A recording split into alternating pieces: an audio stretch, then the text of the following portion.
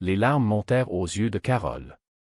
Derrière les réprimandes, les intrusions et le contrôle constant, il y avait le cœur immense d'une femme prête à tout pour voir le sourire illuminer le visage de ses enfants.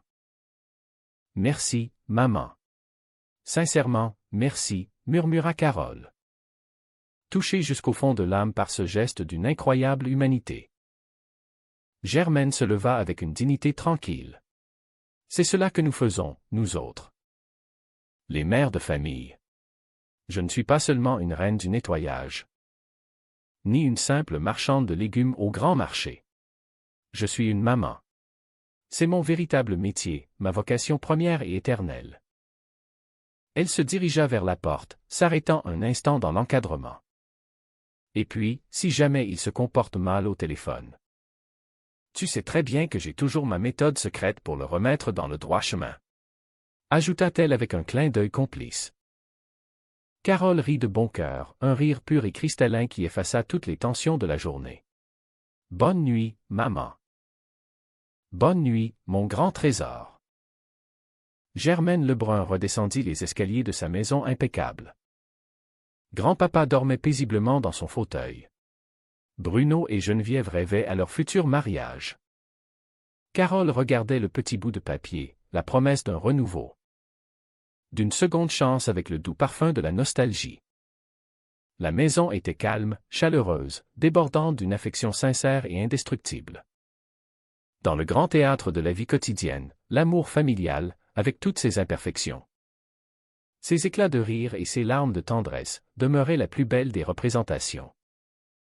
Le soleil matinal traversait les rideaux de dentelle de la maison des Lebrun, projetant des ombres douces sur le plancher de bois franc fraîchement ciré. Dans ce havre de paix, ou du moins ce qui aurait dû l'être, régnait un tourbillon d'activité. Madame Lebrun, une femme à l'énergie inépuisable, maniait son plumeau avec la précision d'un chef d'orchestre. La poussière n'avait aucune chance. C'était une chorégraphie quotidienne. Une bataille perpétuelle contre le désordre qu'elle menait avec une fierté inébranlable. Soudain, une voix rocailleuse brisa le silence rythmé de son nettoyage. « Bienvenue chez Madame Lebrun. »« Qu'est-ce qu'il y a, grand-papa » s'exclama T.L., s'arrêtant un instant pour regarder le vieil homme qui venait d'apparaître dans l'encadrement de la porte. Adélard Lebrun, affectueusement appelé grand-papa, traînait les pieds. Son visage ridé portait les marques d'une fatigue profonde. Il soupira lourdement. « Ça fait 3 jours que je ne dors pas, » grogna-t-il, s'appuyant sur sa canne. Madame Lebrun secoua la tête, un sourire mi-amusé, mi-exaspéré sur les lèvres. Elle s'approcha de lui, le plumeau toujours à la main. « Allô? Je faisais juste un petit peu de ménage, là. J'étais justement à ce point de prendre une petite pause, tu sais. » Elle s'essuya le front du revers de la main. « Je dis ménage comme si c'était un travail ordinaire, quand même. »« Ah! Bon aïeul. Je suis bien sale. Il faudrait que je me nourrisse. » Elle se tourna vers la cuisine, mais grand-papa marmonnait toujours, réclamant de l'attention. « Et, prends ça, je suis bien sale. Ça fait que j'ai oublié d'ouvrir la cave pour lui. » Elle se retourna vivement, reprenant son rôle de matriarche autoritaire mais aimante. « Et, prends ça. Ferme-toi, toi. J'ai élevé 6 enfants toute seule. Mais on n'a pas un seul individu qui m'a donné autant de troubles que toi. » Elle marqua une pause, posant une main sur son. « Prends au moins un biscuit avant que je ne parte. J'ai des biscuits en forme de petites pattes d'ours, c'est de circonstance. » Bruno déclina doucement l'offre, affirmant que sa pause était terminée.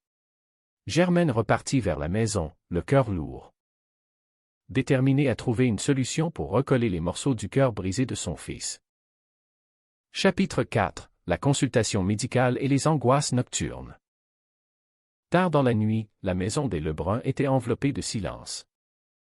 À l'exception du bruit des pages que Carole tournait doucement. Elle veillait tard pour étudier sa psychologie, jonglant avec acharnement entre ses cours universitaires et son emploi de serveuse. Germaine, incapable de fermer l'œil, vint s'asseoir près d'elle. Pas capable de dormir, maman, chuchota Carole, refermant doucement son épais manuel. Je m'en fais trop pour Bruno et Geneviève, avoua Germaine. Puis, regardant sa fille, elle ajouta avec une tendresse infinie, Carole. Je dois t'avouer que tu m'impressionnes profondément. Étudier si fort. Travailler en même temps. Tu es vraiment persévérante. Je suis peut-être biaisé parce que tu es ma fille chérie. Mais l'homme qui aura la chance de gagner ton cœur sera véritablement l'homme le plus heureux de la terre entière. Carole sourit, touchée par cette rare et belle déclaration. Pas si mal, n'est-ce pas? Surtout pour une femme forte qui a élevé ses enfants toute seule. Leur moment de complicité fut brusquement interrompu par un gémissement plaintif en provenance du fauteuil du salon. Grand-papa Adélard se tenait la poitrine. Je ne me sens pas bien du tout, geignit le vieil homme. Tu as 92 ans, c'est normal que la machine grince un peu, répondit Germaine par réflexe défensif. Mais Carole s'alarma. Maman! Il est peut-être vraiment malade cette fois. Ne prenons pas de risques, on devrait appeler le docteur Lépine. Germaine hésita.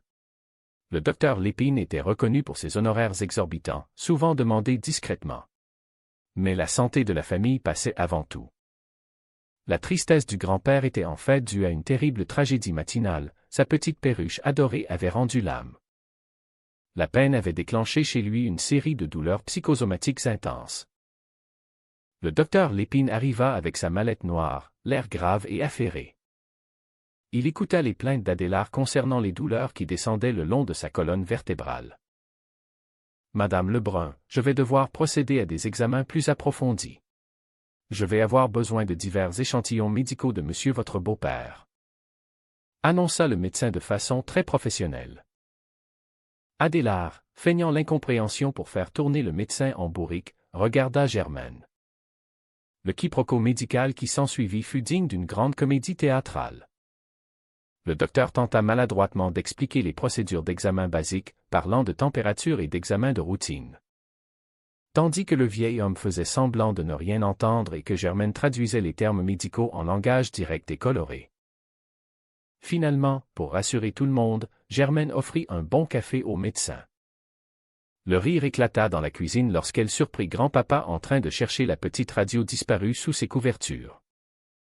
La frayeur médicale s'estompa dans une grande vague de bonne humeur familiale. Le docteur repartit, rassuré sur la vitalité exceptionnelle du vieil homme, conseillant tout de même un repos réparateur.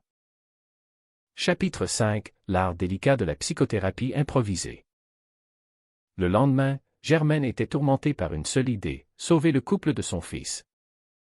Elle interpella Carole qui cherchait désespérément ses manuels de psychologie oubliés sur le divan. « Carole, ma belle, je veux faire quelque chose pour Bruno et Geneviève. Je veux m'impliquer. Je me sens l'âme d'une véritable meneuse. » Carole soupira, connaissant trop bien les interventions catastrophiques de sa mère. « Oh non, maman. Je te l'ai déjà dit. Ne te mêle pas de ça. Promets-moi de ne pas intervenir. Laisse-les gérer leurs histoires d'adultes. » Germaine promit du bout des lèvres. Mais sa nature profonde reprit vite le dessus. Lors d'une visite de Geneviève à la maison, Germaine ne put s'empêcher de glisser subtilement une assiette de biscuits réconfortants sur la table de la cuisine, espérant ouvrir le dialogue. « Prends un petit biscuit, Geneviève, dit-elle avec un sourire candide. Je gruge toujours les petits bords pour pouvoir les tremper parfaitement dans ma tasse de thé. Dis-moi. Ma belle, pourquoi laisses-tu mon garçon dans une telle torture émotionnelle? D'après moi, une bonne petite explication arrangerait tout. » Geneviève, une jeune femme moderne et directe, prit une grande inspiration. « Madame Lebrun, je ne sais pas exactement ce que Bruno vous a raconté. Mais je dois vous dire la vérité. Je suis désolée. Désolée d'être tombée éperdument amoureuse de lui. Désolée d'être